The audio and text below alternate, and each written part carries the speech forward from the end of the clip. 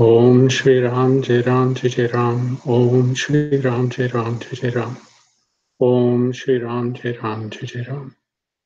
Victory to God, victory to the light. God bless you. Om Shri Ram Jai Ram Jai Jai Ram.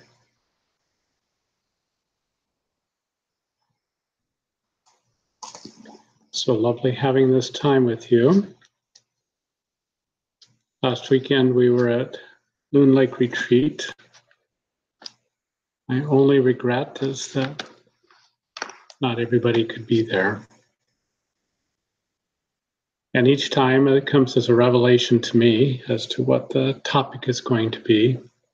And this last time was on Papa Ram Dass. What a wonderful meditation to have on this great master. Mataji sometimes would warn the devotees there because Papa could be full of fun, wonderful stories, have so many things to say, and entertain in a way. And yet, she would warn them he was infinite spirit and not to mistaken his body for who he was in God. And sometimes people would come to the ashram and they would have their complaints. And Papa would quote something that Ramakrishna would say, and he says, what? Are we supposed to have horns on our head? Are we supposed to, in other words, is there supposed to be some extraordinary outside signs? How do you know? How do you recognize such a one? When Mother met Papa, who was here in Seattle, Washington, God came all the way around the world twice, once in the form of Paramahansa Yogananda, once in the form of Swami Ram Dass, all the way to Seattle in order to see Mother. And when she first approached the room that he was staying at the Mini Hotel in the University District, she saw that the door was slightly ajar, and she looked in, and Papa looked out at her, and he started to dance around in ecstasy. And she'd never seen such a thing before. And then she brought these beautiful dozen roses that she had paid a lot of money for, and he took a look at them and just kind of tossed them down on the table there. And that surprised her because Master always made sure that flowers were put into a vase and nicely arranged that were brought for him. But she realized later at the ashram that he was given flowers all through the day. And Papa would say the garland sometimes had ants in them, so he learned to take them off very quickly, or the ants would get on him and bite him. And he had that kind of nature. Sometimes reading about these great spiritual masters, we think of them as not really being human, that they are divine, that they're beyond absolutely everything. But what we learn by reading about and meeting different saints and realized masters, they come in absolutely every stripe, every kind, that there is no formula that you can apply to any one spiritual master. Some of them sit in deepened ecstasy, and their fingernails grow, their hair grows, but other than that, there's absolutely no sign of life in them, except that they are immersed in universal life. But all the outward signs are almost as someone who is dead. And then there are others who are very active, very engaged with the world. They can be funny, they can be everything that a human being can be. And yet they are equally filled with God, because once you attain that highest state, you are immersed in that state. It is called Sahaja Samadhi, or Brahma Nirvana, as Master called it. You go beyond even Nirvikalpa Samadhi. You're established in that it requires no effort for you to be immersed in God. It doesn't make any difference what you're doing, whether you're walking or sitting. talking or being silent. God is always present with you. And this is something that is beyond our normal ability as a human being to really encompass, because we operate through the mind in a subject-object manner. I and thou.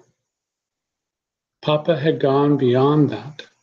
He had immersed himself into God. Now, Swamiji told me that it was actually about 10 years after Papa had established the ashram that he finally overcame everything. And what Papa had a difficult time letting go of, he said anger was his greatest enemy on the spiritual path. And two men had come to the ashram intent on doing harm to both Papa and Mataji, and they had hurt Mataji.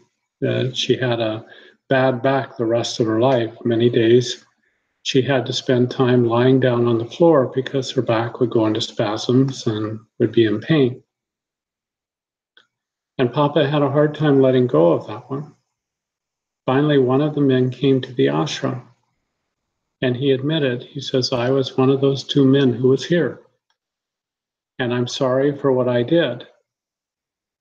And Papa was able then to completely let it go. And there was nothing then that bothered him in that sense or separated him from God. This is an exacting path that we follow. And we must hold ourselves to the highest standards, because that is what will take us all the way to God. And that's what Mother had when she met Papa. She was already in a state of Nirvikalpa Samadhi, a very high state of realization. But she was not yet established in that effortless state of oneness with God. There's times when she went in and into it and then came back out of it. And she knew that there was more for her to go through. And so she had prayed deeply to God, Lord, either take me directly into that highest state, or send me someone, because Master had left the body, Rajasi was no longer available. And there's no one of the kind of realization that Mother needed. It's rare, actually, in the world to find somebody who, as Mother said, went over the top, meaning beyond all duality, beyond even Christ consciousness, where you might say, I and my Father, because that's your experience. You still have a sense of I-ness. And you go completely over the top. You go through the mystical crucifixion. And as a result of that, you become established in this consciousness, and Mother knew that she had not become that. So she prayed to God, either take me into that experience directly yourself, or send me somebody who can help me into that highest and final state.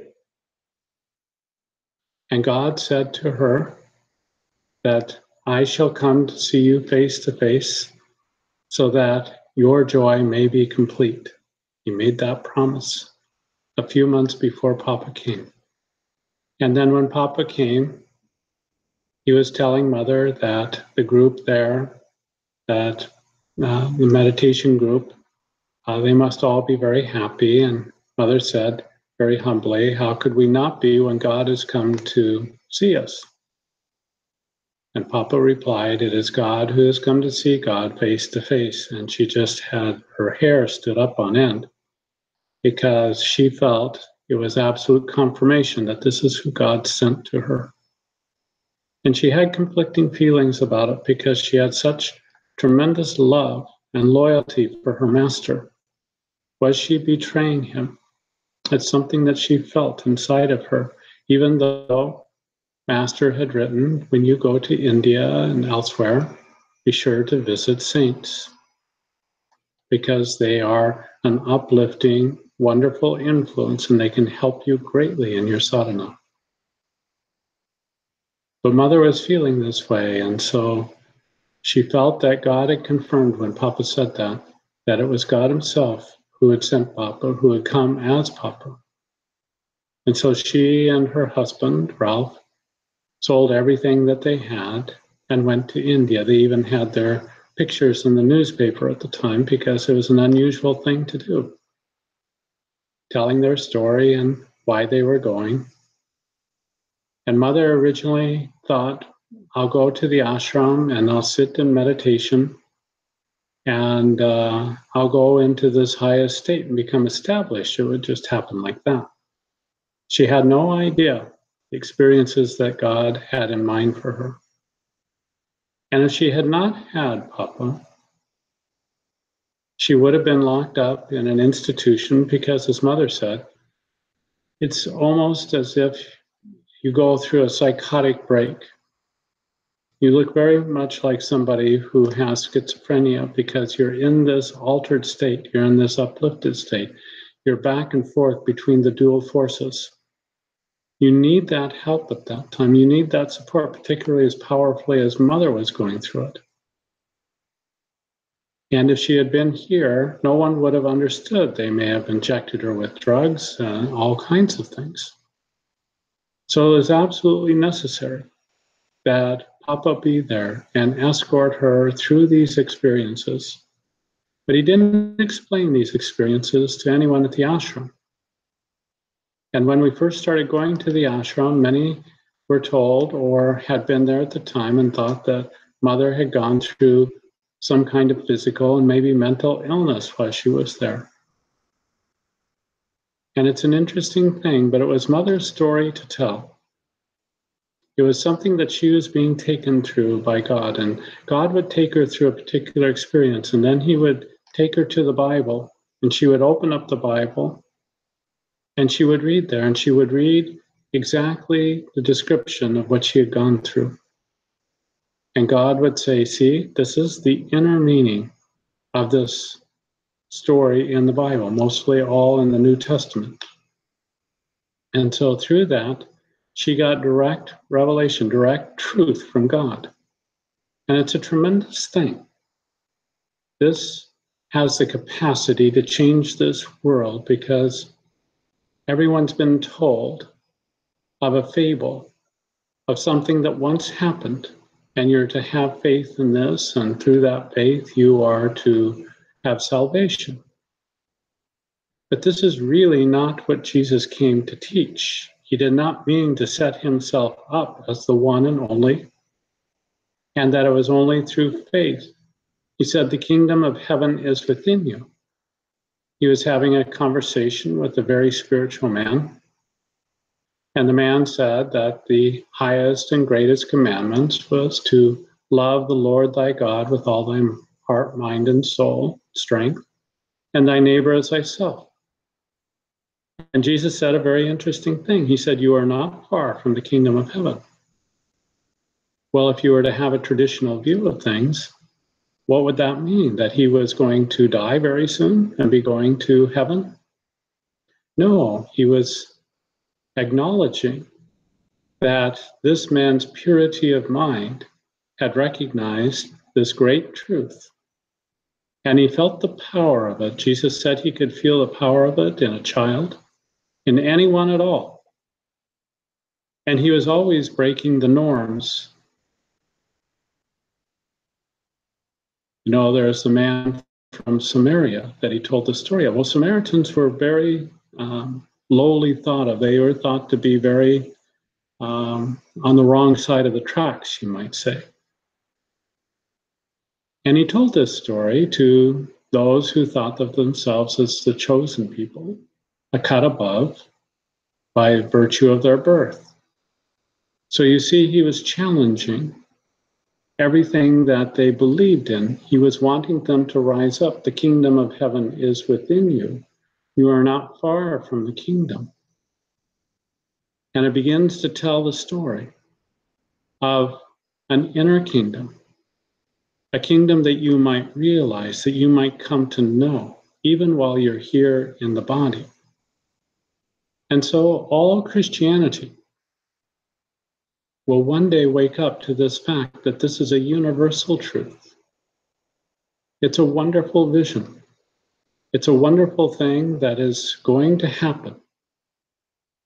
And that Mother's words and her works will be a part of that. It's why God sent her. You know, sometimes these things take time to unfold. There have been writings, the Nag Hammadi text, for instance, that sat in a cave for nearly 2,000 years until they were discovered by a shepherd who was throwing some rocks idly into a cave while he was taking care of his sheep. And he heard a crack. And he went in there and he found these clay vases that were filled with these old texts. And in the beginning, they didn't recognize any value in it, and they were actually using it as fire starter, of all things. But then suddenly he got the idea that maybe they were valuable, and he took them into the town, and somebody recognized these are really amazing. And so we have a little more glimpse into those early Christian years based on some of these discoveries. And it took thousands of years for them to come forward. Imagine. So it's all in God's good timing. It's all in God's good time. But I wanted to read to you a little bit about the conversations between Mother and Papa Ram Dass and Ralph Hamilton, Mother's husband.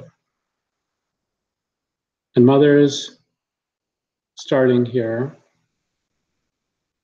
The reason why I took up this question of insects is that in America, we are very conscious of insects because we have been warned against them. These insects cause the spread of bacteria and various diseases. These diseases hinder the progress of the individual in his efforts to attain God. So is it all right to do away with them completely? And so she's this whole issue of ahimsa, do no harm. Papa Sri Ramakrishna Paramahansa used to sleep under a mosquito net, as there were plenty of mosquitoes in Calcutta, especially on the banks of the Ganges. Thus, he is able to prevent mosquito bites and could avoid killing them. Mother, Papa, this is wonderful. With whatever I feel about you, agree. Papa, there is authority for it. If we do not kill them, they will eat up our body. What kind of meditation can we have when mosquitoes and bugs are biting us? Here in the ashram, we kill the mosquitoes by spraying. Ralph, there are some people in India who do not kill any insects. This news spreads around to a lot of people in America. Can be heard talking that in India, nobody kills bugs or other insects, so they wonder how people live in India. Papa, some do kill. They say that their religion does not allow killing of any kind. But the fun of it is that though they abstain from killing bugs, they freely exploit people by taking heavy interest on loans and thus reduce them to a state of beggary. Wantonly, you should not kill. If you see any ant on your way, you need not or should not kill it. But when the ants come to trouble you persistently, you are justified in killing them. There are some people who are so cruel in their nature that they take delight in killing. That is not good. When you are harmed by insects, then it is permissible to kill them.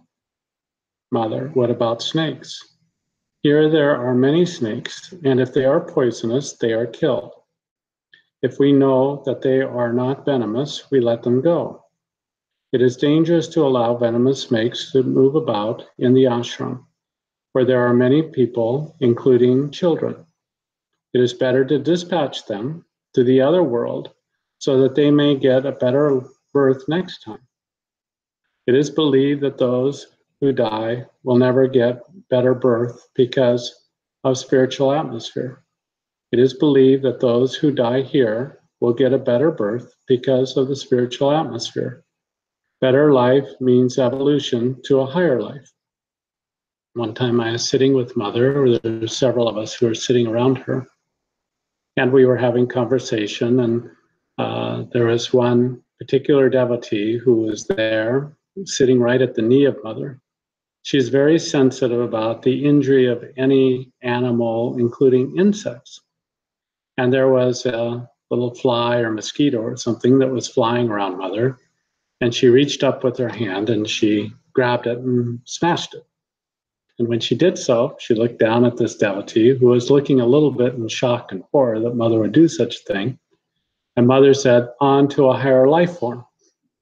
So she blessed the bug even as she was killing it and sending it on to a higher life form. Mother, if man is a higher creation, those who stand in the way of his progress should be disposed of. Papa, Ram Dass read in the newspaper yesterday about a young boy who had around his body, neck and shoulders, very big snakes. Some of them were venomous. Strangely, it seems, they go to him. They do not harm him. The boy must have some power that makes the snakes friendly with him. Ram Dass had experience of a serpent winding around his leg and licking his toe. No harm was done to him. Ram Dass saw Ram in it. When Ram Dass looked down, the serpent was slowly unwinding itself and was going away. Ram Dass called it back, but it did not come. It came on subsequent days and looked at Ram Dass from a corner. It could not come near him as there were many people with Ram Dass. And I remember when I was at the ashram, and I had a desire to see a cobra of all things. And one day I was walking up to the Arunachala block where I was staying, and there was this beautiful golden snake. It was probably 4 feet long. It was quite long. It was laying out on the asphalt there. And so I stopped and I pranamed, and he stared at me and I stared at him, and I had a lovely darshan of this snake. And after a while, he continued on his way, and there was a little grassy area with plants, and he went into that. And so I was telling Swami Satchidananda about this, and he said that was a cobra. I didn't know that cobras came in a golden color. It did have a hood, although it wasn't raised like that, but I could see that it did have a hood like a cobra. And it was beautiful, and we liked each other very much. There is another lady, Indian lady, devotee, staying there, and I told her the story because I was so thrilled. But at nighttime, she wouldn't come out of her room anymore because she was afraid that the snake might be out there. So I had no idea. When I was going to most all full moons and around the full moons, I would go up to Manjapati, the hill behind the ashram, and at that time there is no road going to the top of the ashram. There are no houses. There's just a police station with a tower at the top. And I would go up there and I would meditate through the night, and it was lovely being there. And one time I was headed up, and Giant, who became a Swami later on, he was cleaning the ashram. And he said, "Where are you going?" And I said, "I'm going up to the top of the hill. It's pitch black." And he said, "There's snakes up there." And I said, "Well, Papa will have to protect me." And he just shook his head a little bit, and off I went. But later on, I saw a snake. There's one on top of the roof there. It's just about 6 inches long. You wouldn't know it from anything. It's one of the most poisonous, dangerous snakes in the world, and they handled it with a great deal of care. So you don't have to have this fear. And Papa had fear of snakes. He also had fear of ghosts before he started his sadhana days. This comes out in other places. And so when he saw this snake, he went into samadhi standing up. And he was in this cave all night long, and he looked down, and there, wrapped around his leg, was a cobra, and it was licking his big toe with its tongue. And he saw Ram in it and was absolutely unafraid. That was the kind of change that went through him as he was chanting God's name. He was also afraid of ghosts when he was younger. And so he heard during his sadhana days, and I think it's in Quest of God, that there was a ghost in a particular house or a place. And so he went directly to that place and spent the night there. He wanted to test himself. And so he did, and he just felt God's bliss all night long and was not bothered by any ghosts. So you see, he was overcoming his fears at every corner. And this is the way that we should be. We should face our fears. Sometimes people get caught up in their fears. Now, fears may come up. It may be from something that happened in this lifetime, from another lifetime. But we shouldn't give in to it in the sense that we just let it run away. We may not be able to help that it comes up at a particular time. It just does, because it's deeply embedded in our unconscious mind. But we shouldn't just go with it, just shouldn't run with it. We should think to ourselves, God has brought this up so that I can resolve this fear and go beyond it. That's our purpose. And so we chant God's name, we meditate deeply on Him, we focus on the light. And through the grace of God, we rise up above this fear so that it never bothers us again. This is very important that we do so. If we come across a fear or a desire nature and we just give in to it, we just go with it, we are adding fuel to the fire. We're adding new life energy to whatever it is that's coming up inside of us. And we're going to pay a price for that. We can do it because we have free will. But we have to understand that everything has a consequence. And if we don't do things properly in our sadhana, there will be consequences. And we can even get into a point, and I've experienced it myself, where you are just feeling God, you're feeling His bliss, and you do something that you know isn't quite right. And you continue to feel His bliss, so maybe you think you get away with it. But you don't, because as you go further down that road, eventually it begins to sow a division between you and God. And you don't always realize it right away. So it's very important that we hold ourselves to these high standards. Now, temptations can come to you. And again, it's not always our doing. It's not because we want them. We don't want them. And yet there they are. And it's our battle. It's our battle with the negative thief, the thief who's trying to take us away from God. And is trying to tempt us, is trying to dissuade us in any way that it can. Be clear in your own mind. This is your sadhana, and if you are going to take it seriously, you're going to have to do battle. There's no doubt about that. And so to embrace the battle, but embrace the battle with God. One thing that you can do that I've done so many times, I surround myself in my mind's eye with all the masters, and I present to them whatever difficulty that I'm having.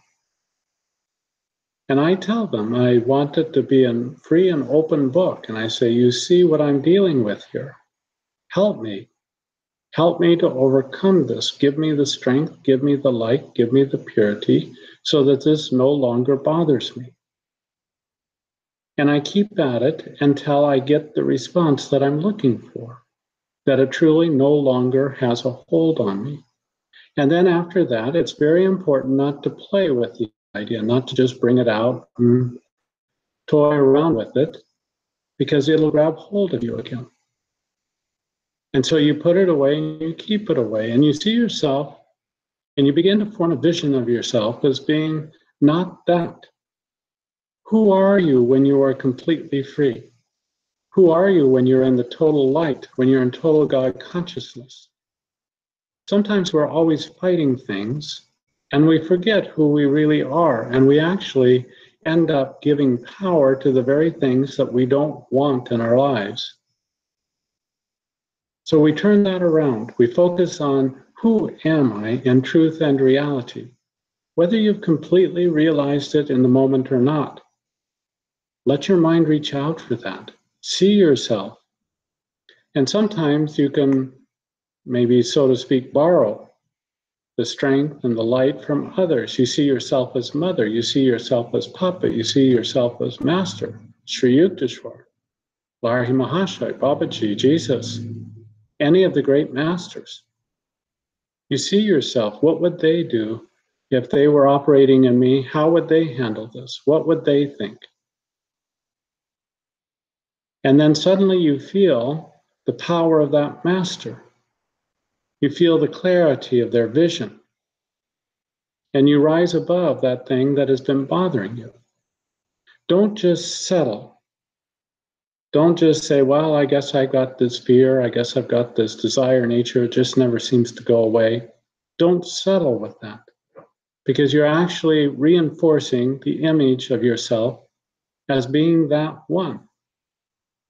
If you struggle with being tired or other kinds of things when you're really should be meditating, don't just think, oh, well, I'm tired and that's it.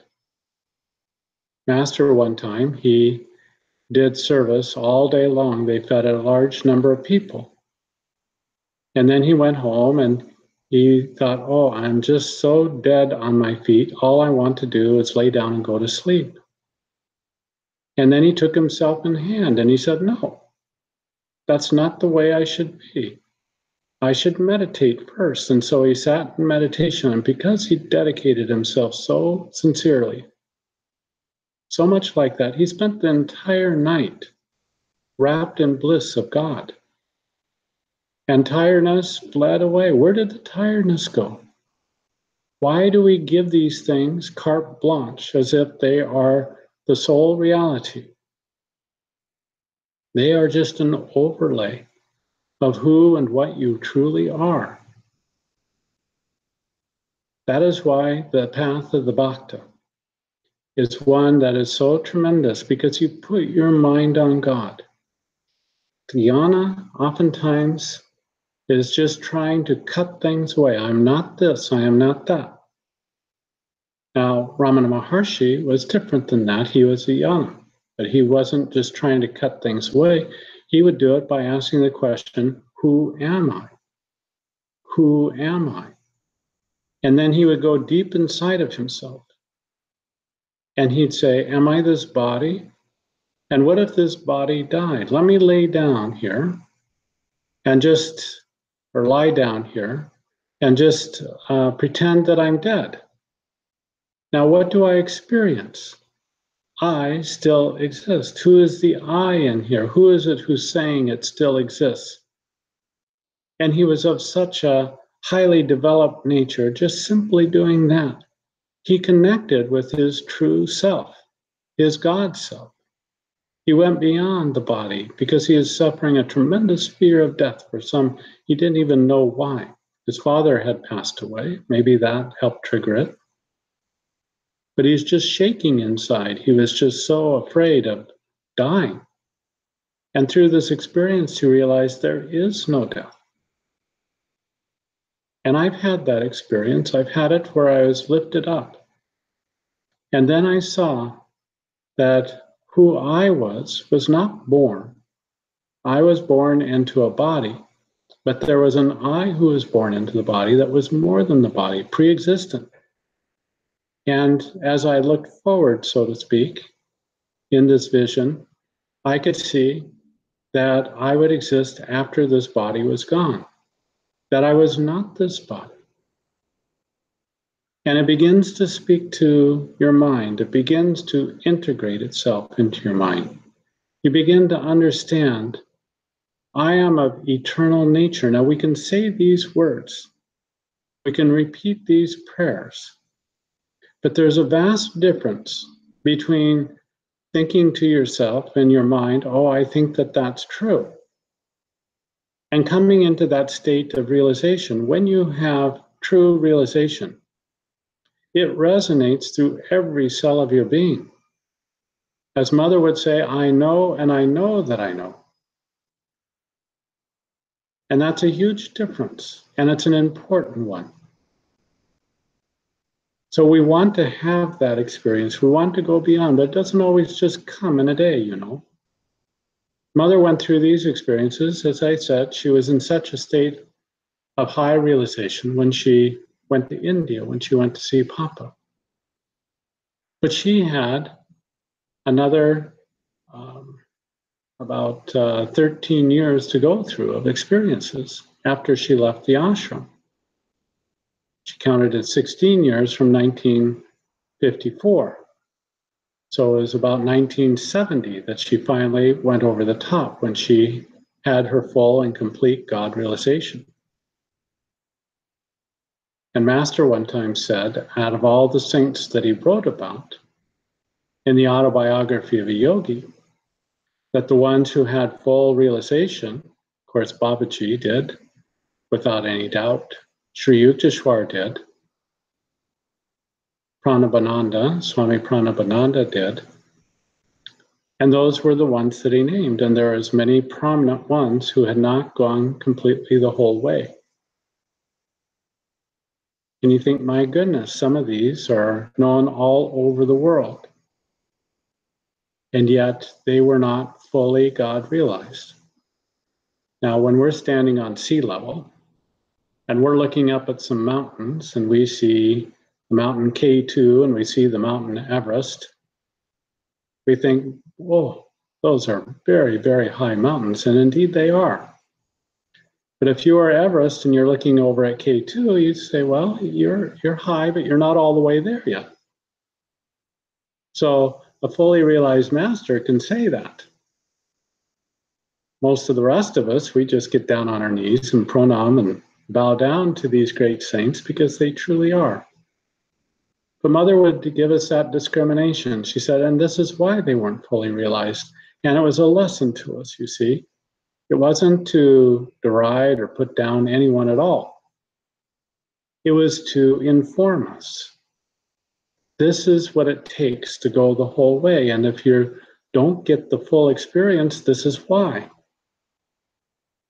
So it's very, very important. And what a tremendous primer that is. Because it orients our mind and we get it on some level at least. That we have to go the whole way and to settle for nothing less than that. Mother speaking here. I was thrilled to read your experience during your travels in the Himalayas, where you were entering big caves and shouting Hari Om to see if there was any wild animals in them. Papa, Ramdas had no fear at all. He wanted to see some wild animals face to face, but could only see them at a distance. Ramdas saw Ram in them and loved them. Where there is love, there is no fear. Isn't that a wonderful statement? Where there is love, there is no fear. Fear is mostly, this is from Ralph, fear is mostly imaginary and unnecessary. It causes a tremendous amount of trouble, agony, and worry all through the world. Papa, when you feel there is something other than yourself, there is fear. When there is nothing other than yourself, whom are you to be afraid of? Mother, there are only a few who have attained this high stage. Papa, only for such people is there no fear. All others there is fear. Even in the case of those who have realized that there is nothing other than themselves, a sort of fear seems to persist. That is only a nervous reaction. Somehow they are perturbed when they see something fearful or dangerous. A little later, they are surprised and wonder why and whom they are afraid of, when everywhere there is none other than themselves or God. And this is important to realize as well, that as you rise up in the ladder of realization, you can get startled by something. You can have an initial reaction to something that happens in the body. And the body has a natural tendency to want to protect itself. Now, sometimes you may not have any reaction at all, and then other times you do. And it's simply the body, and it passes through you, and then it's gone. And so you can have that. Grief is like that as well. You know that there is no end to a life, even when the body ends. And yet you might feel some sadness and grief when somebody passes away. But you might say it's just simply on the surface. You feel it, and you feel it, you can feel it deeply. But it just passes across like clouds passing overhead, and then they're gone because they have no purchase. They have nothing to get a hold on you because you have no attachment to it, and you realize the truth. And so you may have some fear, you may have some sadness, you may have any of the human emotions, but they don't cling to you, they don't stick to you. I saw a mother talk very honestly one time that she had a reaction to somebody. This individual, mother had realized that they had strangled her in another lifetime. And when they approached her and she went to give them a hug and all the love of God, she would have this shudder that go through her body because he would see his arms outstretched and his hands coming towards her. And there was a part in her body that remembered getting strangled in another lifetime. And she would just have this reaction, and yet she never treated him any differently. And she gave him all the love of God inside of her. So you see, even a fully realized being might have certain aspects of that. Sometimes, Papa, if somebody was late in coming or some other difficulty, he'd stand there and he'd pace back and forth, and he would be praying for them and hoping that they were all right. One time, Master was in a house and he was on a trip with Dr. and Mrs. Lewis. And excuse me, I don't think he was on a trip with them. He was someplace else. They were on a trip and they were by the ocean side. And Dr. Lewis had gone out on a small sailboat with one or two others. And a big storm suddenly came up and they were really getting tossed about. And there was some danger that they might get capsized. And if that happened, they were in real trouble. And so they went through this. And while they were going through this experience, Master was in a distant place. And he was pacing back and forth. And he was heard to say, "Doctor is in trouble. Doctor is in trouble." And so finally it came out all right. And they weren't capsized. They survived the storm all right. And they got back onto shore. And when he got home, Master gave him a call. He said, "Well, Doctor, you almost got wet, didn't you?" And then Dr. Lewis knew that Master had been with him as he had been praying to Master. One time, Dr. Lewis was driving on the way to meditation service, and they hit a patch of ice on a bridge, and he was skidding out of control. And there's danger that they could flip right over and go over the bridge, and they would probably be dead. And he called out to Master, as did other people in the car, and they said it felt like a huge giant's hand reached down and took the car that was skidding out of control and headed for the guardrail. And it just brought it about right. And they didn't hit anything, and they came out all right.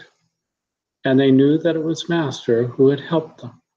Isn't that wonderful? So we cast aside all fear as well. There's no room for fear. You may have a startle reaction if there's a loud noise suddenly and you're deeply meditating. It may startle your body. You may see something and it just causes your breath to come in. That's just the body reacting. Ramana Maharshi went through many illnesses in his body. You look at him, and when he's walking over, he's bent over at the waist. He can not stand up straight. He had some form of arthritis and other kinds of difficulties. And sometimes at night, he was heard to be moaning. Well, he's supposed to be a fully God-realized being. Why is he moaning? So somebody asked him. And he said, "Oh, it's just the body." You know? Sometimes the body just needs to express itself like that. It's in pain, it's having difficulty, and yet there's a part of you, and what Ramana Maharshi might say, he would ask himself, who is it who's having the pain? You see, and by doing this, suddenly you look for that person who's beyond the pain, who's experiencing a body that's having pain. And you separate yourself, you dissociate yourself a bit from whatever that pain is. So you become the observer. And then you realize, I'm more than this pain. Now, pain's a tough one. Pain can really grab hold of you, just as emotional states can. But we are told to be masters of ourselves. And that's what it means. It means to identify and know that you are one with God, no matter what goes on in your life. And everything in your life is a test to you to be sure that you don't identify solely with whatever that experience is. You still have the experience, but deep inside, you know that you are eternally connected and one with God. When I went into Loon Lake, or excuse me, not Loon Lake, but Cloud Mountain for the year of silence. And when I came out, I felt something be established inside of me. That before I would go in and out of that inner stillness. But when I came out of that time of seclusion, I felt an inner stillness in my heart center, and it was stable. It was always with me. And this is what we're looking for. We're looking to get stable in that God consciousness. So Papa is talking here. Only for such people there is no fear. For all others there is fear, even in the case of those who have realized that there is nothing other than themselves. The sort of fear seems to persist. That is only a nervous reaction. Somehow they are perturbed when they see something fearful or dangerous. A little later, they are surprised and wonder why and whom they are afraid of, when everywhere there is none other than themselves or God. Still, why should this body react like this? This fear is only a reaction of the nerves, not of the heart or mind. You see that? Of the nerves, of the body, not of the heart or the mind. Some people who have conquered that also are absolutely fearless. Ralph, some are afraid because they imagine so many things. Papa, when fear is in the mind, the person is weak. Ram Dass, in his old life, that is, before God took him up, was afraid of snakes. But later, when the serpent wound round his leg, he was in divine ecstasy. He was not at all afraid. On the other hand, he was happy when the snakes were there. Ram Dass extolled it to the skies, for it is love for him. Many people who have asked Ram Dass why God created wild beasts, snakes, and other insects. Ram Dass answered to them, if the wild animals and insects could speak, they would ask what business God had in creating man, who kills them. That's an interesting thing. When I was at the ashram, there was some mosquitoes that were there, and they were kind of big, fat, lazy mosquitoes. And I didn't have it in my mind to kill anything while I was there, so I just swiped my hand over my skin, and they would fly away. And I thought it's an interesting thing, isn't it? Here's these kind of big, fat, lazy mosquitoes that easily are encouraged to move on, but we kill those, and the ones that survive are the quick, fierce ones. And so we only end up with quick, fierce ones, and we don't have these other ones anymore. So in a way, many times we end up creating our own worst enemies. Papa, we cannot practice, Mother, what about mosquitoes? And Papa, we cannot practice ahimsa to its extreme. Now see, he's different than Mahatma Gandhi, who he thought so highly of. Mahatma Gandhi was a votary of ahimsa. Once in his ashram, Sabarmati, a serpent, came inside and was killed by a sannyasi who belonged to the Arya Samaj, but that was with Gandhiji then. When Gandhiji came to know of the incident, he asked the sannyasi why he had killed the serpent when the rule in the ashram was to practice ahimsa. The sannyasi replied that the serpent was venomous, and if left free, would bite the ashramites. But Gandaji held to his own opinion that killing the serpent was a mistake, and that the sannyasi ought to have refrained, and that such persons had no place in his ashram. It's tough, huh? Soon after, the sannyasi left the ashram. Some years later, Mahatma Gandhi started his campaign, and the British government arrested him and put him in jail. Then he developed appendicitis and had to undergo an operation.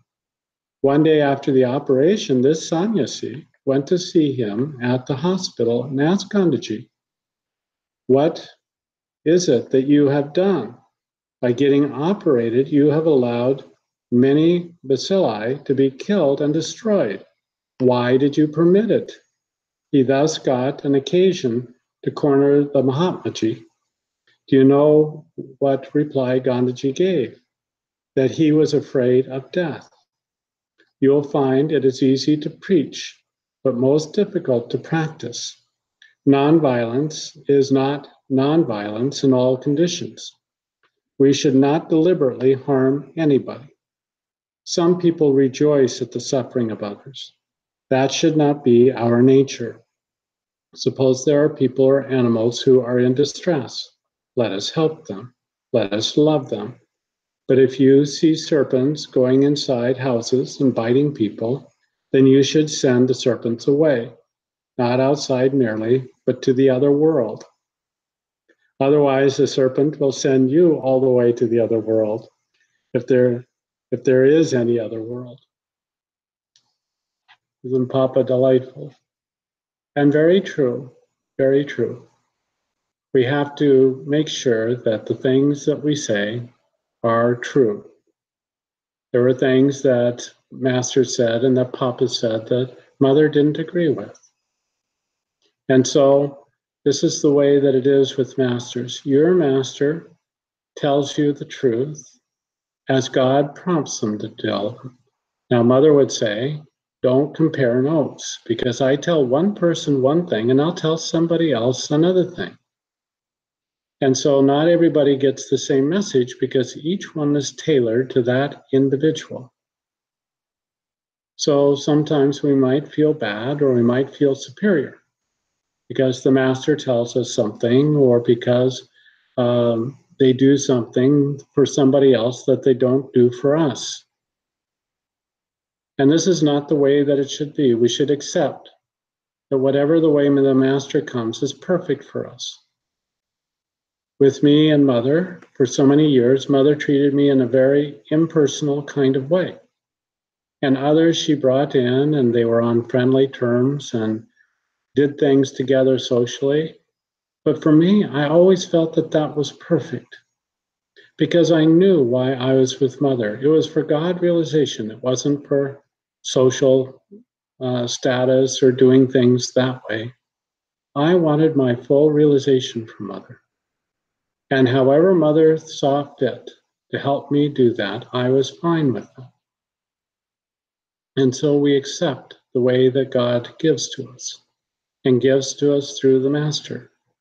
And sometimes we're disappointed. And it's exactly right, because it goes right to an attachment that we have. One time, it was Christmas, and I was at the ashram, and I had, weeks before, bought a gift for the ashram. It was a tape recorder. Theirs had broken. So I found the best one that I could, and I bought it, and I brought it and hid it underneath my bed. And every night I was going in to see Swamiji, and I had thought to present it, and I had wrapped it and had a bow on it, and it was all very nice. And I got there, and for the first times, I was barred from going into his office, and it was said that they were having a board meeting. And a minute later, Swamiji came out, and very kind of him, and told me that he was sorry that they were having this board meeting, and we wouldn't be able to have darshan that night. So, all right. But I wanted to give him the gift because it was Mother's birthday and it was Christmas. They don't celebrate it there, either one. So I gave it to him, and he looked at it and just nodded his head and set it down and walked back in. And it was a letdown to me at the time, because I suppose I had imagined that he would show some pleasure over it and it would be useful for the ashram and all of that. So it went right into my ego right there. Perfect for me. And it was disappointing, but I realized it at the time. This is exactly right for me, because I could feel my disappointment. Why should I have disappointment? I had fulfilled my desire for God and Guru by buying that gift and presenting it. Case closed. Whatever effect that had, whoever liked it, didn't like it, whether they ever used it again, whether Swamiji, as oftentimes happened, turned around and gave it to somebody else, none of my business. I was only there to fulfill God's will. And it's wonderfully freeing when we feel that way. And I don't know all the reasons why I always do the things that I do. And sometimes I know that somebody has an expectation of me, and I don't fulfill it. I know that. I can feel it in them. And I can feel God directing me, absolutely not do that, do this other thing. And that's the way that it is. And God has designed it so that that individual will receive the highest good, as long as they're sincere, and it may even hurt them. But if it's God's will, that's exactly what I do. This is the key to freedom. To act exactly, not as your ego, but as God inside of you directs you to do. And when it is God who is directing you, He will free you from all obstacles, from all the things. And you, all of us, can rise up into that same state of Sahaja Samadhi that Papa enjoyed. So it's wonderful to meditate upon a master. It's wonderful to meditate upon Papa's life. And in particular, we focused on Mother's view of Papa when we were at the retreat. And also what we got with that as a bonus. And what I came away with was a deepened appreciation for how greatly Mother wanted God, loved God, was willing to do anything to get her God realization. And how deeply that was embedded in her. That's what I came away with, really. It's a deepened appreciation for that. It's very interesting, the things that I've learned with Mother down through the years, and I'll get it on one level. And it can be a profound teaching at the time. And then sometime later, it'll come back around and I'll get it even on a deeper level. And it just keeps getting deeper and more profound with Papa, with Master, with Mother. What a wonderful, wonderful privilege we have to be traveling this path and to rise up, even as Papa rose up, to have that purity of mind, heart, soul, to love God more than the world or anything else, so that we might be drawn directly to God and He to us, that we might merge our little selves into a supreme being. Isn't that wonderful? What a tremendous potential we hold inside of us.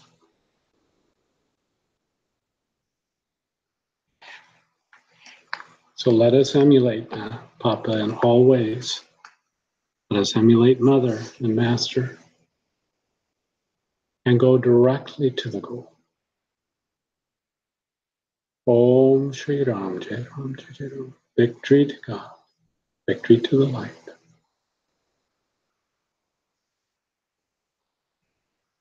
Pronounced here.